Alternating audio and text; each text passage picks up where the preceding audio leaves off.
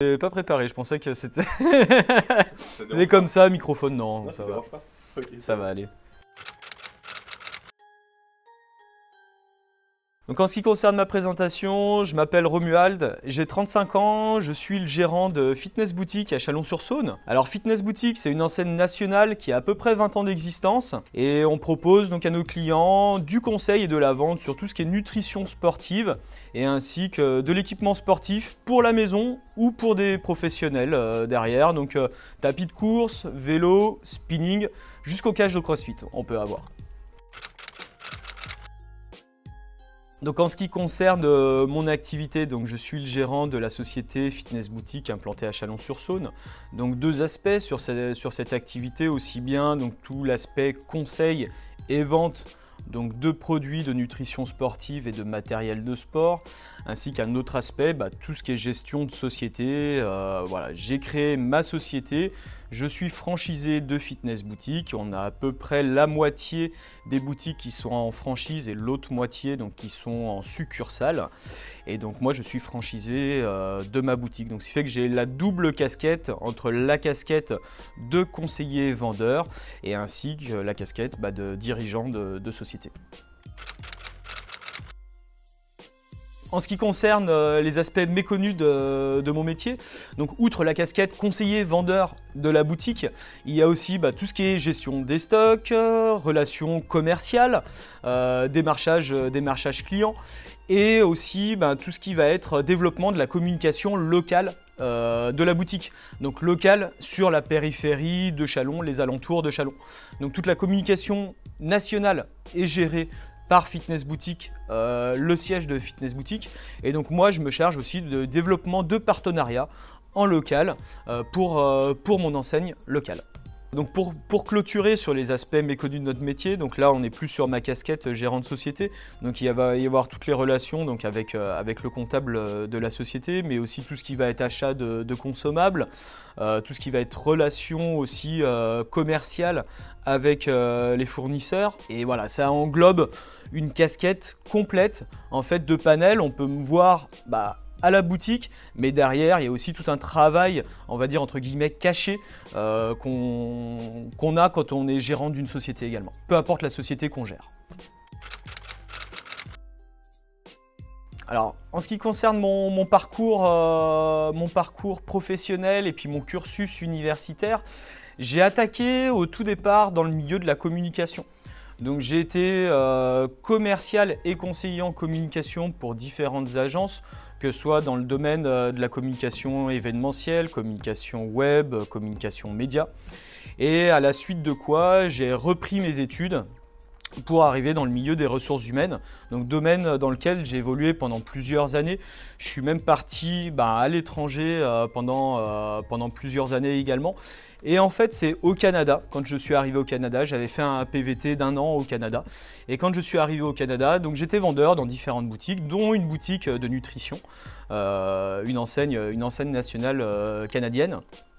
Et après, à mon retour en France, j'ai repris mon activité dans les ressources humaines, donc en tant que responsable RH de différentes sociétés. Et j'ai eu, depuis un certain nombre d'années, j'avais envie, moi aussi, d'avoir ma propre boutique à moi, ma propre affaire dans le domaine du sport, dans le domaine de la nutrition sportive et du matériel de sport. Donc ça a nécessité plusieurs temps, plusieurs cheminements avant de pouvoir monter ma propre boutique, maintenant qui est implantée à Chalon-sur-Saône. Alors pour être franchisé de Fitness Boutique, il y a tout un cursus en fait à suivre. Déjà, première étape, ça va être une mise en relation avec l'enseigne. Donc il y a tout un dossier à établir là-dessus. Puis après, donc, on rencontre les différents gérants de Fitness Boutique. Après, on commence aussi à développer. Donc chaque potentiel franchisé commence à développer son propre projet. Donc il développe justement son business plan aussi, où est-ce qu'il va vouloir s'implanter, quelle va être la zone de chalandise par rapport à la zone d'implantation. Et après, donc une fois que le business plan est totalement développé, eh ben, on va passer devant une commission chez Fitness Boutique, représentée par différents membres du comité de direction ainsi que plusieurs franchisés qui vont établir si le projet est viable ou non. Et donc là, une fois qu'on a le feu vert, il faut trouver les financements, le local. Le local est un point très très important derrière, qui va permettre d'ouvrir plusieurs portes. Et après, peu à peu, on développe le projet jusqu'à l'ouverture même derrière. Donc il y a tout ce qui est réalisation de travaux, d'enseignes. Il y a vraiment beaucoup de panels et de points différents à prendre en compte avant vraiment l'étape cruciale qui est l'ouverture de la boutique. Les compétences. Alors, donc en ce qui concerne les compétences pour faire mon métier, donc il y a deux aspects. Je dirais il y a deux aspects parce qu'il y a un aspect donc gérant d'une société. Donc là, ça va être tous des aspects vraiment de gestion. Donc aspect au niveau commercial, financier. Voilà, ça va être vraiment dans une globalité, peu importe la société qu'on va vouloir créer. Derrière, il y a quand même des connaissances et puis des compétences à acquérir qui, pour ma part, se sont développées au fur et à mesure de mes expériences professionnelles. Donc voilà, où j'ai acquis telle compétence, telle autre compétence. Et aussi, avant tout, c'est la volonté. C'est la volonté d'ouvrir sa propre société, d'avoir son petit bébé à soi. Donc déjà, c'est un point essentiel. Avant de monter n'importe quelle société, il faut vraiment vouloir et savoir dans quel domaine on va ouvrir notre société. Donc pour moi, c'était une évidence. Il y avait vraiment un domaine où je voulais développer ma société, c'est dans le domaine du sport. Voilà, c'était clair et net. C'était ce domaine-là que j'avais en vue déjà depuis un certain nombre d'années. Mais voilà, si vous voulez être gérant d'une société, il y a tout un panel à avoir de compétences, financières, compétences commerciales derrière que pour ma part, en fait, j'ai acquis au fur et à mesure des années dans mes différentes expériences professionnelles qui se sont succédées. Et pour ouvrir une boutique comme la mienne dans ce domaine-là, la compétence essentielle, c'est un attrait mais faramineux par rapport à ce domaine d'activité-là. Déjà, avoir un super attrait par rapport au domaine du sport, ça va être essentiel. Voilà. J'allais enchaîner sur un autre truc, j'allais dire je vais pas ouvrir des cuisines, voilà. Mais non, on va pas mettre ça. Donc ouais, après je sais pas, après derrière c'est, pour moi c'est l'évidence quoi. Derrière c'est un peu, ouais c'est évident, t'as un attrait pendant plusieurs années dans le domaine du sport, dans le domaine du fitness. Et après derrière, si tu veux développer, si tu te sens les capacités de développer aussi ta propre société, voilà, dans le domaine qui te tient à cœur, faut foncer. Après, il n'y a plus qu'une seule chose à faire, c'est foncer derrière et puis mettre toutes les chances de son côté pour ouvrir, alors peu importe la société qu'on souhaite ouvrir, hein, mais voilà. Il n'y a qu'une seule chose derrière, c'est la volonté et foncer. Donc quels sont les conseils que je peux donner à quelqu'un qui veut ouvrir une boutique comme la mienne? Déjà, d'avoir un attrait extraordinaire pour le domaine du sport, pour le domaine du fitness, mais vraiment sur le sport en général. Déjà, c'est un point essentiel. Deuxième point, comme je le disais précédemment, c'est pas avoir peur et puis foncer, quoi. C'est vraiment la détermination qui fera que vous arriverez à ouvrir votre société. Il y a que ça, hein. On peut avoir toutes les compétences du monde si on n'est pas lancé à 300% dans notre projet, voilà. Soit on n'aura pas de clients, soit après la société va pas arriver là où on veut. Derrière, c'est de se donner à 200%, c'est de pas compter les heures.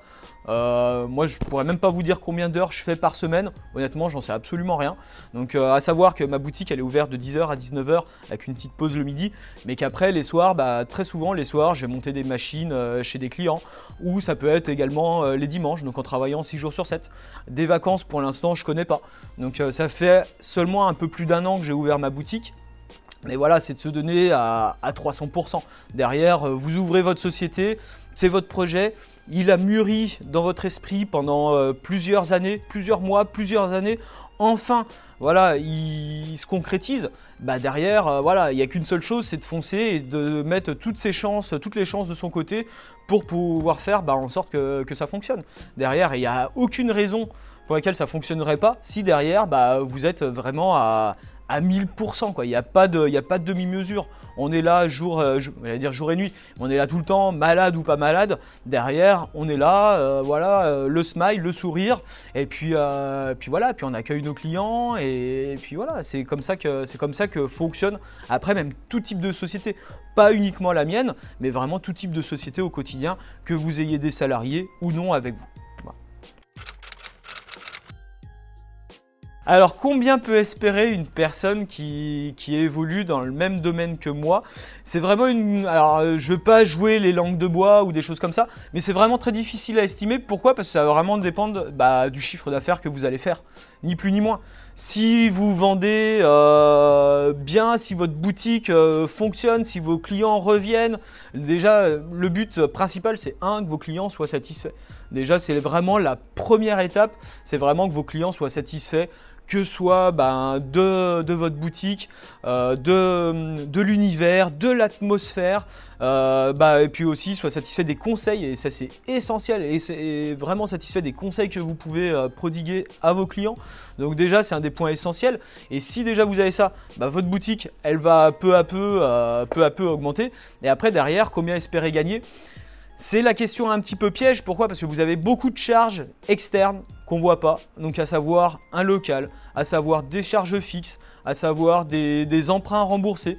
Donc vous pouvez espérer gagner le SMIC, comme vous pouvez espérer gagner le triple du SMIC. Voilà, en fonction vraiment des charges externes et de ce que vous allez dégager après comme chiffre d'affaires par mois. Ça va être vraiment une fourchette assez large, mais c'est la réalité. Derrière, faut pas espérer, je sais pas moi, vous avez fait HEC, école de machin, pas mal d'expérience. Si derrière vous ouvrez une boutique mais que ça fonctionne pas, espérez pas gagner 4000 € par mois. Derrière, ça va être vraiment vous et votre personnalité en tant que gérant de société, en tant que conseiller, ou vraiment si on vous voit un peu moins derrière, vraiment sur l'aspect management d'équipe, derrière qui fera que après votre boutique ou votre commerce ou vraiment votre activité que vous allez développer va fonctionner, va carburer. Donc c'est vraiment très difficile d'estimer un salaire derrière, mais aussi derrière vous avez pas mal de choses qui peuvent vous aider à vous lancer vraiment pour ouvrir votre boutique. Pour mon cas personnel, donc là par exemple, moi je ne touche aucun sou, aucun argent de ma société. Quand vous êtes créateur d'entreprise, vous avez quelque chose qui est extraordinaire en France. Je ne sais pas si je vais aller là-dessus, qui s'appelle Pôle emploi, mais qui peut vous aider. Voilà, vous avez quelque chose en France qui peut vous aider à lancer votre entreprise. Donc voilà, Pôle emploi m'aide pour lancer ma société pendant les premières années. Ça fait bien moins de charges au niveau salaire pour ma société, et ça permet de pouvoir aussi payer les factures d'électricité, de local, voilà, toutes les factures de marchandises tous les mois, et payer aussi mes emprunts bancaires. Donc je me suis un peu embrouillé là-dessus. La partie Pôle emploi, c'est peut-être des choses qui, voilà, c'est intéressant, Et c'est vrai que derrière, moi, si j'ai pu lancer ma société là au jour d'aujourd'hui, c'est aussi parce que je touche pas d'argent. Aussi, si ma société permet, si j'arrive à payer toutes mes factures tous les mois, aussi au démarrage d'une société, vous n'allez pas être milliardaire, quoi. Sinon, faites joueur de foot pro, gagnez la Coupe du Monde, et là vous avez plus de chances, voilà, mais vous allez avoir une chance sur 1,2 milliard de personnes. Donc alors après derrière, voilà, quand vous êtes gérant d'une société, que vous ouvrez votre société, le seul, si vous voulez gagner un petit peu d'argent, faut se donner, faut s'investir. Vraiment c'est ça, c'est l'investissement, vraiment à fond, et pouvoir faire en sorte que déjà croire en son projet, et puis s'investir, mais vraiment à bloc. Voilà, il n'y a pas d'autre solution, et de là vous allez pouvoir espérer gagner peut-être un petit peu plus d'argent. Donc mais derrière ça va être le temps après qui va parler et qui vous dira après ce que vous pouvez. Donc voilà, si je pouvais donner une fourchette, donc entre le SMIC et le triple du SMIC sur une activité comme celle-ci. Même le triple du SMIC, c'est même un peu élevé derrière. Ouais, entre le SMIC, on va dire, si je pourrais donner une fourchette par rapport au salaire, donc vous pouvez prendre entre le SMIC et le double du SMIC. Vous pouvez espérer gagner ça. Après, ça va dépendre vraiment de l'activité, de la croissance après de votre société. Voilà. Petit mot de la fin, si vous aussi vous souhaitez ouvrir une boutique dans le même domaine d'activité que le mien ou dans un autre domaine d'activité, premièrement, construisez votre projet et soyez à fond derrière. Aussi avoir le soutien de sa famille. C'est très important parce que vous allez croire à votre projet. Il faut aussi que les personnes qui vous entourent aussi y croient derrière. Ça va permettre vraiment de booster la machine. Si vous avez des personnes autour de vous vraiment qui sont aussi force de proposition pour vous dire allez-y et foncez et envoyez, vous ça va aussi vous rebooster. Aussi derrière, parce que c'est pas que monts et merveilles. Derrière, il y a des moments, on a des moments de doute. Est-ce qu'on a pris la bonne décision ou pas? Donc c'est vrai que voilà, croire en son projet. 2, être très bien entouré, ça va vous aider aussi à vous booster derrière. Et puis après, foncez quoi. Il n'y a pas d'autre solution. Vous voulez aussi ouvrir votre boutique, votre commerce, votre activité, que ce soit dans le tertiaire, dans le secondaire ou autre. Faut foncer, y croire et travailler. Il n'y a pas de miracle. Merci à toi. Merci à vous.